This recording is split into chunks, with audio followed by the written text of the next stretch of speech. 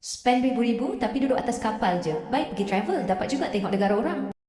Sebenarnya konsep cruise ni memang totally berbeza dengan travel biasa. Sebagai seorang yang memang suka travel dan beberapa kali naik cruise, Farah share perspektif Farah tentang cruise. Tapi sambil-sambil cerita tu, Farah nak bawa korang pusing-pusing tengok dalam cruise terbaru yang akan mulakan pelayaran dari Port Klang November tahun ni. Selamat datang ke Adora Mediterranean Cruise. Okey, kita sambung cerita. Kalau travel biasa, banyak tenaga digunakan. Kena kejar flight, angkut bag, check-in hotel, cari makanan halal, rushing nak follow itinerary. Tapi bila naik cruise, sebaik saja dah embark, semuanya jadi lebih tenang. Tak perlu fikir apa-apa. Bangun pagi ikut suka, makan bila lapar, rehat bila penat, buat aktiviti ikut mood kita je. Percutian yang betul-betul santai. Dan atas cruise ni, korang takkan sempat lapar. Makan sampai 5 kali sehari tau. Unlimited pula tu. So jangan mimpilah nak kurus kalau naik cruise. Bila cruise singgah di destinasi, kita boleh turun tau. Biasanya sekitar 8 hingga 10 jam, kita boleh explore tempat tu. Kalau rasa nak berehat, ada kolam renang, jacuzzi, gym dan spa. Kalau bosan, boleh pergi join mana-mana aktiviti yang ada ataupun boleh tengok live show. So kesimpulannya, cruise ni bukanlah duduk je atas kapal. Ianya tentang macam mana kita nak spend masa yang berkualiti dan cipta momen bersama dengan yang tersayang. Sebab tu, Farah pun tak pernah jemu nak racun korang untuk naik cruise. Jom naik cruise!